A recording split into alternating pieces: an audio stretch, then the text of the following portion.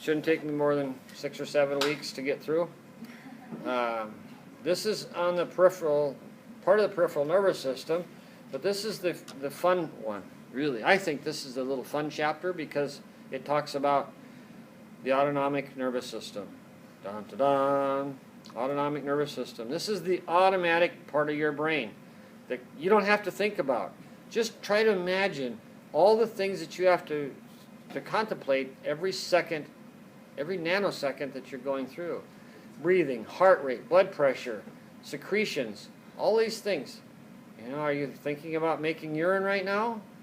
No, we don't have to do that. Our body does it automatically, right? You're thinking about ovulating or producing sperm? No, we don't have to do that. It's automatic. It's part of that system.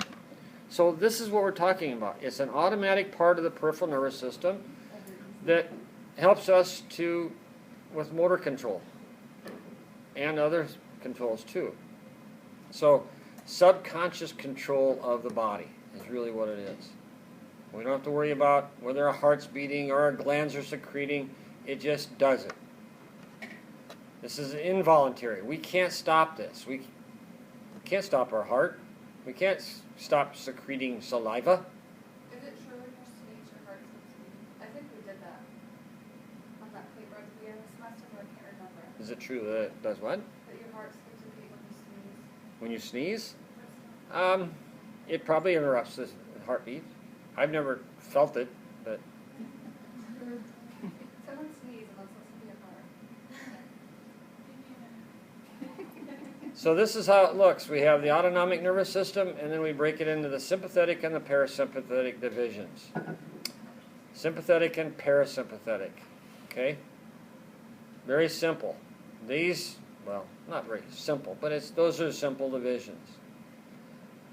So in the somatic nervous system, we have the nerve, we have the myelinated sheath, and then we have, it goes to an area. So this one here has these types of things. In the autonomic nervous system, we have junctions. We have postsynaptic clefts and ganglion in different places in the body. We have nerve endings and nerve bodies in different parts of the body. Different sizes and different shapes. It also affects the different parts of the body. In the somatic nervous system, we do just the muscles. In the autonomic nervous system, we do the smooth muscles, the glands, cardiac muscles. It's stimulatory or inhibitory. The somatic or the peripheral nervous system, with the muscles, it's all or none. It contracts or it doesn't contract. It's very much stimulatory. Okay? So as we go through this process, it gives us two things. We have the sympathetic division and the parasympathetic division. There's a dual innervations. Both systems are working at different times. Almost all organs of the body, in your gut mostly, are served by both divisions, sympathetic versus parasympathetic. But they cause opposite effects. One is stimulatory, one is relaxing. Parasympathetic promotes maintenance activities that conserves bodily energy. When you're relaxed, you're reading, right after a meal, this part of the system is very prominent. It's working. It helps us relax. It drops your blood pressure, your heart rate, your breathing rate. It makes you just chill out. Okay? But it stimulates your gastrointestinal tract. This is your digestive mechanism. Your pupils are constricted and the lenses are accommodated because of this. You're relaxed. Okay? Sympathetic is your fight or flight mechanism. So when you walk in here someday, I'm hiding behind this cabinet and jump out and go boom. You just freak out, right? Your arms go up in the air like the startle reflex and you go, oh man, I about wet my pants. Don't do that, right? That's the startle reflex. That's your fight or flight mechanism. Why do babies think that's so funny? That you scare them? Scare them. They just giggle. I mean, Well, the best way to get them to laugh, is to scare them. it stimulates their body, definitely. It stimulates all the parts of their brain, the pleasure part of it and everything. They think, of course, you're also being really silly, and you feel silly doing it, right? You have someone try to do that to you, you start giggling because, what are you doing, man? This is strange. Why are you trying to scare me? But no, it's just a primitive reflex for them. And I love to hear babies giggle. I mean, that's the funnest thing. I could just sit there and listen to a baby giggle until they start crying, and then I'm out of there. Right? People didn't think it was cute last night at my son's band concert. No. No, and you know, you have to take the kids out when something like that. You know, and I'm always amazed at people when they take their kids places, that they take them in inappropriate places. You know, you should not take babies to a movie, period. I don't care who you are, why if you have a baby and you want to go to a movie, don't go to the movie. Go rent one and bring them home. You know, that's not a good place for babies, you know. Especially in the middle of a love scene or something, they start crying. And then the parents, they don't take them out. They just let them go. You go. I'm getting old, okay? Sue me. I can't take it anymore. Even when we're out to dinner or something, if Easton starts crying, it's like, okay, we gotta go. You do whatever it takes to get them to quit crying. Right, Like, yeah. That's what I do. But if it gets out of hand, I mean, I don't want to sit there and have dinner and pretend to go. No. Okay? Yeah. If our kids threw a fit, we're out of here. We took them out immediately. We don't mess with I took my it. baby to a movie last Tuesday, but the minute he was pretty tired. He hadn't had a nap, so I figured he was gonna fall asleep, and his brother wanted to go. So the minute he fussed, like I went out, and then when he calmed down, I went back in, and then he fell asleep. So I was like, we're good. Yeah. But it was a kids movie too, so I'm like, I just, four people in there. Four never- people.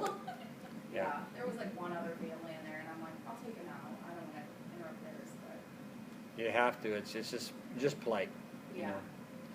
So What about- anyway, What about, I never have figured out, do you mind if babies are like talking really loud? Does that bother you?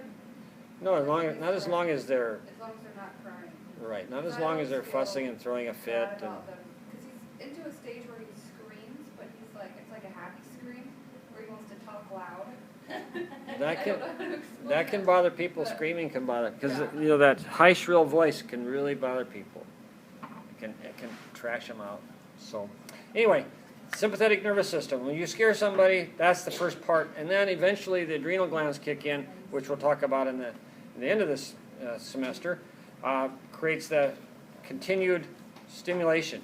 But things like this, your blood flow increases, your bronchioles dilate, your liver releases glucose to increase that fight or flight mechanism, get you prepared to run, right? So this is the sympathetic and where they're at. This is how they come out. The sympathetic comes out of the thoracolumbar area. They have short preganglionic and long postganglionic fibers, and their ganglia are close to the spinal cord. Parasympathetic comes out of the brain and out of the bottom of the spinal column, and then the fibers are short preganglionic and short postganglionic. They're very short, and they go to the visceral organs. So this is kind of what it looks like as coming out of the body, where your body are stimulated from. So let's say you have a problem at T5 or T6. 1, 2, 3, 4, 5. We have, if you can see it off here to the side, here is, in this area right here is where we're talking about. Say someone hits you in the back right there. The nerve that goes out of that goes to the stomach. So if you damage that area, if you have a compression in that area of that nerve, that stomach is now not going to have the proper innervation. So you can have stomach problems or pancreas problems. Any of those things, right? So as chiropractors, we look at this information and we say, okay, right here, their back is out. So now they have these problems. Could be possible. Their bladder, their genitalia,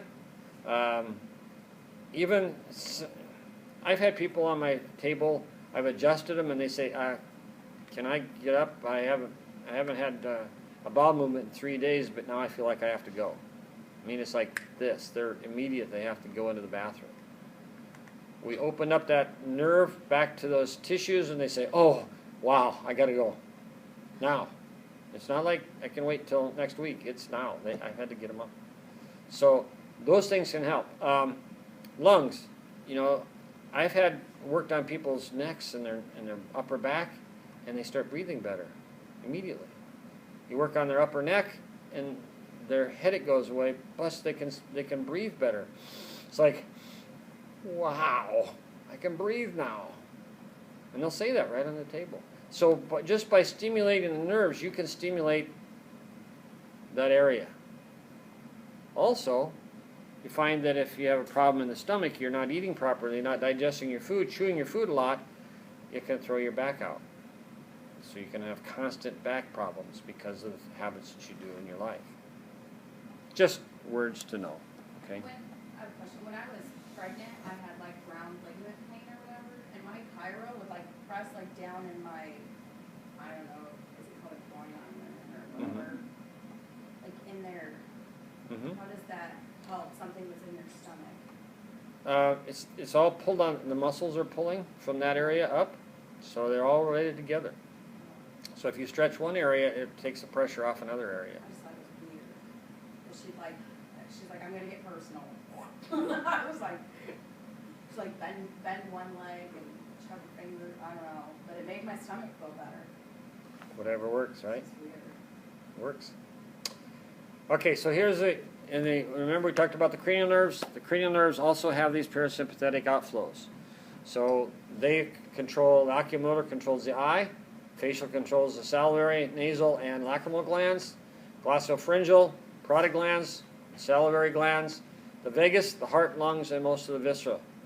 Those are all parasympathetic. And in the bottom, we have the large intestine, urinary bladder, ureters, and reproductive system. So you can get really messed up if your lower back is out. It can prevent you from having kids. They call them, you know, people have tilted pelvises and things like this. Well, it's because their back is out or their pelvis is out, and it affects the nerve flow to those organs, and they have problems. So that can, if we get that fit, can you fix that so that you can have kids? Yep. So if people are having trouble conceiving, it could just be going to Cairo to get fixed?